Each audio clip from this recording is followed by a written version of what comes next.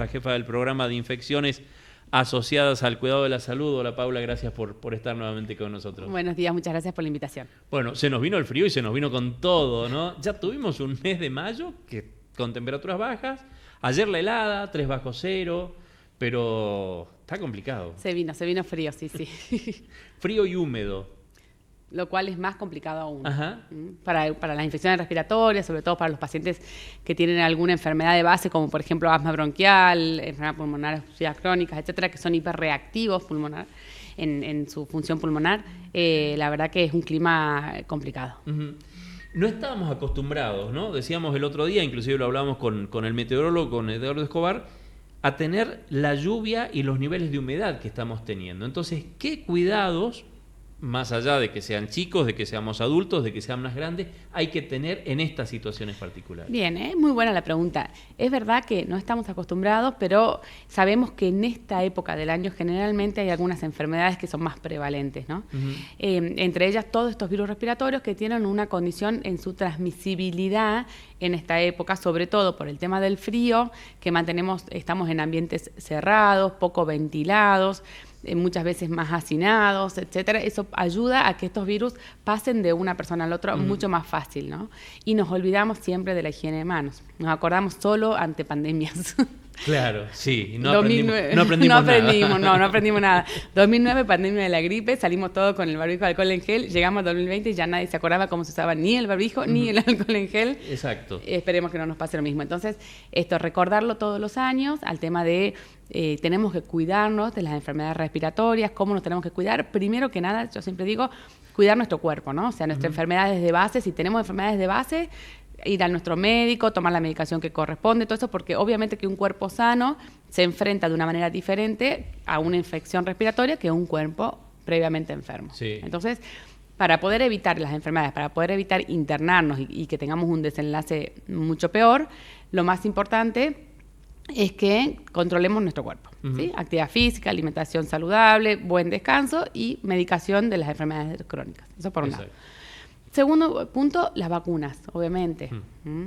O sea, hay medicación. La ciencia avanzó muchísimo en los últimos años. Está de sobra demostrado que realmente las vacunas para determinadas enfermedades evitan la forma grave y evitan la muerte. Uh-huh. ¿Sí? Y es una dosis probablemente que nos evita un altísimo impacto en salud. ¿Por qué no la usaríamos? Claro. Claro, exactamente. Todavía no entiendo por qué no, digamos. Muchísimas veces nos dicen en la consulta o en el consultorio, bueno, pero yo me puse la vacuna y igual me enfermé. Sí, no te evita el contagio, no es una barrera que es contra el contagio, pero sí te evita que tu cuerpo reaccione de una manera mucho más agresiva por ser la primera vez que conoce a ese virus y que termines con un respirador o que termines con una enfermedad con desenlace fatal. Entonces, la vacuna evita la muerte y evita la internación por un montón de enfermedades, entre ellas la gripe, sincicial respiratoria, la neumonía, que son los virus que andan dando vueltas. Exacto. Bueno, dijiste una, ¿no? 2009, yo me acuerdo, 2009 estaba en la función pública, era jefe de prensa del Ministerio de Educación y hubo que dictar en aquel momento una medida extraordinaria que fue ampliar las vacaciones de invierno, justamente, sí, porque el frío era tal y el tema contagios. El tema contagios en la escuela, ¿qué haces con el chico que está con fiebre, con los mocos chorreando, con tos? ¿Lo mando a la escuela? No. Bueno, ahí es la educación que tenemos que generar desde el colegio y el contacto con los padres, porque muchas veces los padres con este miedo de que, bueno, que mi hijo no se pierda tanto las clases, que después tiene que copiar las tareas, que después si no me dan las faltas, etcétera. Claro. Bueno, la comunicación, eso es muy importante, que si tu hijo está enfermo, está con síntomas, se quede en casa, primero que nada por tu hijo, porque se va a recuperar mucho más rápido haciendo reposo y cuidándose mejor en casa, ¿no? Y segundo, por los compañeros, porque obviamente que una persona, desde 1 o 2 días antes de que empiezan los síntomas respiratorios hasta 2 días después de que empiezan a mejorar, por ejemplo, o sea, son 5 días más o menos el contagio de los virus respiratorios. Esos 5 días nosotros exponemos muchísimo a las personas que están alrededor. Y dijiste, además, las cepas que están circulando son de alta transmisibilidad. De altísima transmisibilidad. Eso es lo que tiene. Es más, la influenza A que está circulando, que es la que se conoció como en noviembre, diciembre del año pasado, que su clado K que decía. K. ¿Sí?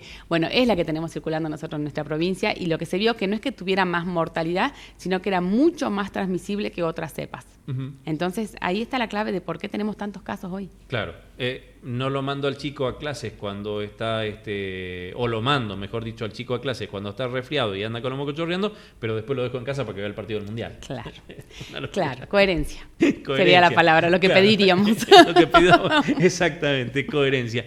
Y en las personas mayores, porque no solamente son los chicos, sino las personas mayores, ¿no? Bueno, las personas empiezo mayores, sí. con gripe, empiezo con una tosecita, empiezo con mocos, no me cuido, me automedico, ¡pum!, termino con neumonía. Exactamente.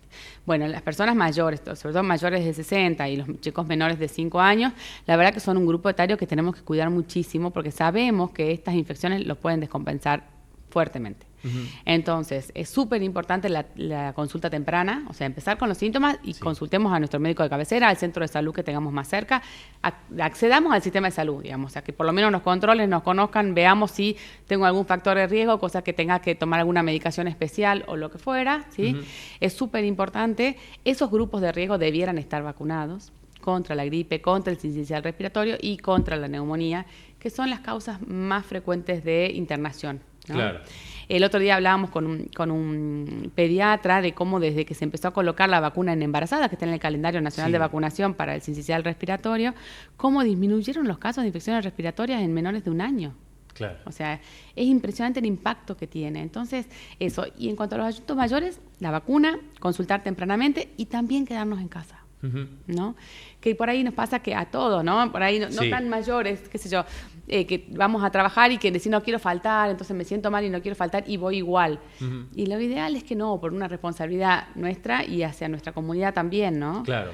Si tenemos síntomas respiratorios, si estamos con fiebre, no vayamos. Y si por algún motivo que puede pasar laboralmente, que decimos no puedo No ir, puedo, claro. no puedo faltar, perdón, voy con barbijo. Barbijo. Es bueno, un tema que volvió nuevamente al debate, ¿no? Uso barbijo. Si estoy enfermo, si estoy resfriado y no tengo manera de evitar ir a trabajar, que lleve barbijo. Exactamente. El barbijo lo tiene que usar la persona con síntomas. Ujú. Y lo tiene que usar bien. Usar el barbijo mal es peor que no Claro. usarlo. ¿Qué quiere decir usarlo bien? No lo tengo que manipular, no lo tengo que tocar de afuera, de adentro, solamente agarrarlo de las orejitas del elástico que tiene, ¿sí? Ponérmelo a través de las orejas, que cierre bien arriba de la nariz, abajo del mentón, no abajo de la nariz, ni Sí. arriba de la nariz y abajo del mentón. Tratar de usarlo todo el tiempo. Y si lo voy a guardar, no me lo meto en el bolsillo o en la cartera, sino tengo que tener una bolsita en donde meterlo.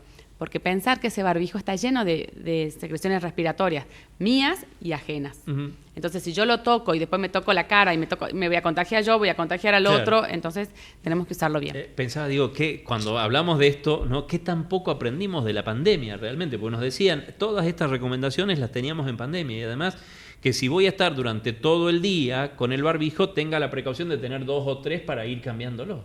Exactamente, tal cual.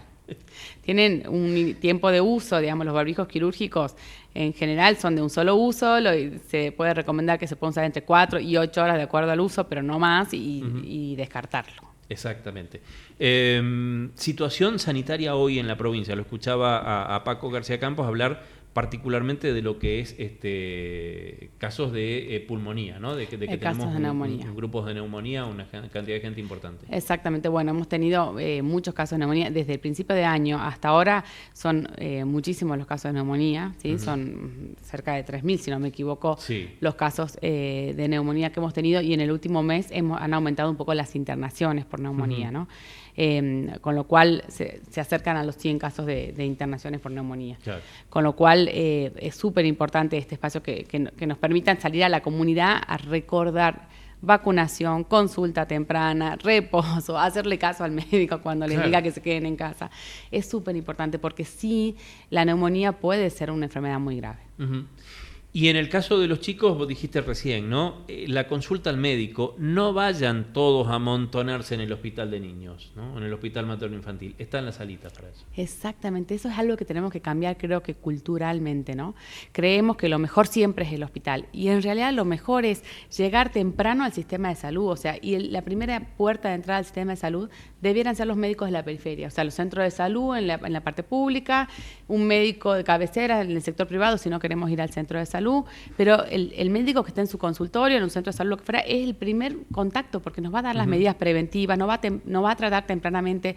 Al hospital tanto los hospitales, no importa si son de subvención pública o privada, digamos, Sí, pero sí, las sí. clínicas y hospitales son para los pacientes que se derivan para internación, que se derivan para una mayor complejidad. Ujú. Entonces, si uno por ahí va al hospital por un cuadro leve, obviamente que los médicos que están trabajando en el hospital están acostumbrados o están preparados para recibir los cuadros más Claro. graves, y quizás no, es verdad que no se les puede pasar o no les va a dar quizás la importancia de una consulta de una atención primaria. Claro. Entonces, hagamos la consulta donde corresponde. Vayamos primero al centro de salud, hagamos una buena consulta preventiva ante los primeros síntomas para que nos den los pasos a seguir, y si es necesario, por supuesto, se derivará a un hospital de mayor complejidad. Está bueno esto que dijiste, ¿no? Tanto si es de gestión pública como de gestión privada, porque por ahí el que tiene la suerte de tener una prepaga o tiene una obra social, a la guardia de la clínica o del sanatorio, y después termina colapsando también, ¿no? Es lo mismo. Llegás a exactamente lo mismo. Es lo mismo, porque aparte nos ponemos, quizás yo también uno está del otro lado, como médico de la guardia y médico de la urgencia, cuando uno tiene la sala tan llena, uno prevalece lo que es la urgencia y la emergencia, que está en riesgo de vida. Entonces, por ahí, al que vemos que tiene síntomas leves, por ahí le podemos dar algo pasajero, le vamos a decir, anda a tu médico, no le vamos a resolver, quizás no Claro. vamos a poder tomar el tiempo para explicarle las pautas de alarma y todo, que eso sí hace el médico de atención primaria. Claro. Entonces van a tener una muchísima mejor atención yendo a donde corresponde y dejando eso solo para la urgencia o la emergencia, ¿no? Y en esto, cuando son las enfermedades respiratorias y esta época, la televisión bombardea con todos los test, las pastillas, los antigripales, la automedicación. No, definitivamente no. No, porque nos tapamos todos los signos de alarma. Y ahí es cuando hacemos la consulta tardía. Nos empezamos a sentir mal, empezamos a tomar ibuprofeno, paracetamol y todos los grip que aparezcan, porque no me sale, no sé qué grip. Todo lo que hay dando vueltas termina en grip. Grip, Exactamente. exactamente.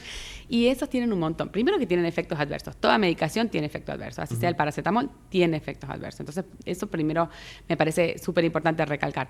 Y segundo, que nos tapa los signos de alarma. O sea, nosotros le decimos, si la fiebre es persistente, si no mejora, un montón de síntomas que nosotros le damos como signos de alarma, y que con la medicación la tapamos, y después, cuando realmente ya no responde a nada, recién hacemos la consulta, y eso no está bueno, ¿no? O sea, no automedicarse, consultar tempranamente y seguir las indicaciones que me dé mi médico de cabecera o el centro de salud. Si tengo un médico de cabecera, generalmente esto se da, puede haber hasta una teleconsulta o un mensaje. Por supuesto, la tecnología llegó para quedarse y llegó para que la aprovechemos, ¿no? Le saquemos el rédito que corresponde. Por ahí, mensaje no estoy por ahí tanto, porque el mensaje que nos llega a todos como profesionales, estoy en una situación en la que no estoy prestando la atención correcta, entonces me llega un mensaje y puedo contestar erróneamente, me puedo equivocar como médico, ¿no? Sí. Entonces yo siempre recomiendo que se haga o una teleconsulta, que se pacta con el profesional, se hace la teleconsulta, son 15 minutos entre el que el médico y el paciente están al 100%, prestando atención a eso, porque eso es lo que por ahí no entienden los pacientes, pero dicen, no te cuesta mirarme los laboratorios, mira, pero yo estoy con mi cabeza en otra cosa y le puedo mirar rápido para hacer por ahí el favor de decir, bueno, no me cuesta nada, pero sí me puedo equivocar. En cambio, si yo por lo menos pacto, bueno, a las 10:30, yo sé que 15 minutos me conecto, miro el estudio, pienso en el paciente, lo analizo tranquilamente y le puedo dar una buena recomendación, va a haber mucho menos margen de error, ¿no? Claro. Entonces, eso es importante. Hay un montón de médicos que hacen teleconsulta y yo creo que es una práctica muy buena que ayuda a que el paciente no salga de casa, que no esté en la sala de espera por ahí un inmunodeprimido que pueda generar el contagio. O sea, son estrategias o herramientas que se pueden utilizar que son muy buenas, pero hay que usarlas conscientemente tanto desde la parte del paciente como de parte del médico. Exacto. Me imagino una consulta del pediatra con el chico, ¿no? Verlo al chico y sentirlo como tose, ya y te das cuenta como pediatra, bueno, está jodido o no. Totalmente. O sea, hay cosas que podemos hacer por teleconsulta. Y si vemos que por teleconsulta no se puede, bueno, nosotros lo que decimos es, por ejemplo, hacemos una primera por ahí, teleconsulta si es una urgencia o lo que fuera, para decirle, bueno, sí, te veo en el consultorio o te vas a la guardia o puedes tomar esto y en 24 horas volvemos a hacer otra y vemos cómo evoluciona. Tal cual. Pero se pueden ver un montón de cosas por teleconsulta. Hoy la telemedicina es una herramienta muy buena. Sí, sobre todo en esto, ¿no? Entiendo yo lo que todos los años uno va aprendiendo a lo largo de los años. Enfermedades respiratorias, y esto que nos decías al principio, enfermedades respiratorias, ventilar, abrir, no estar todos concentrados en un solo lugar. Exactamente, sí, es fundamental. que no tenemos la cabeza de la ventilación muchas veces, ¿no? No, o sea, no. Y cuando alguien abre una ventanita, lo queremos matar. Estoy pensando en un colectivo cuando viene la gente abarrotada a la mañana y alguien abre la ventanilla y todo el mundo lo quiere matar a esa persona, ¿no? Claro, Pasa pequeñito. Siempre. Yo siempre digo, la idea es que circule. Entonces lo que hay que hacer es dejar un poquitito abierta la puerta y un poquitito abierta alguna ventana que esté contrafrente, cosa que el aire circule. Y si vamos a salir por algún motivo de la habitación, o los chicos cuando salen al recreo, sí, la recomendación a los docentes es que en ese momento se abran puertas, ventanas, todo, para que podamos generar esa circulación, ¿no? Lavado de manos, uso de barbijo si corresponde y vacunas. Exactamente. Vacunas que están disponibles todas, todo el año. Están disponibles todas, todo el año. No hay una época que se pase, porque muchas veces me pasa ahora que para el paciente me preguntan por la vacuna de la gripe y me dice, ya estoy pasado. No. O sea, no estamos pasado nada. Si tenemos la oportunidad de vacunarnos, nos vacunemos. ¿Sí? No importa si estamos ahora, en julio, agosto. Obviamente que si lo podemos hacer antes de comienzo de la temporada invernal, lo ideal siempre es marzo, pero en cuanto podamos llegarnos a vacunar, no perdamos la oportunidad de vacunación porque realmente es una medida muy efectiva. Exacto, sobre todo gente grande, ¿no? Porque los chicos mal que mal, hay un operativo entre el Ministerio de Salud, el Ministerio de Educación, están yendo a las escuelas, los centros sanitarios, pero por ahí el adulto, ¿no? Que es más reacio a la vacuna y sobre todo el que tiene que recibir la vacuna contra la gripe, dice, no, bueno, pero ya pasó, ya estoy tarde. No. Sí, hoy todavía estás a tiempo. ¿Andá? Totalmente a tiempo. Generalmente dura entre 2 a 4 semanas para ir en hacer el pico del anticuerpo, ¿no? Del nivel de anticuerpos y la efectividad de la vacuna. Pero seguramente nosotros vamos a tener circulación de virus respiratorio hasta septiembre. Nosotros siempre le decimos el milagrito, que ahí hay un brote durante el milagro, siempre. Por la conglomeración de gente, etcétera. Entonces, tenemos hasta septiembre seguro para la circulación. Y la verdad que el virus de influenza hoy circula de enero a enero. Claro, exactamente. O sea, hay picos, pero circula de enero a enero. Además estamos viendo, hay un cambio climático que nos tiene el año redondo con temperaturas bajas, con humedades y aún con temperaturas altas, ¿no? Exactamente. No hay peor cosa que tener una gripe o un resfrío en el verano. Es una cosa de loco, horrible. Paula, gracias por venir como siempre. Gracias por la invitación, un placer. 9:50, deme una pausa, ahí venimos.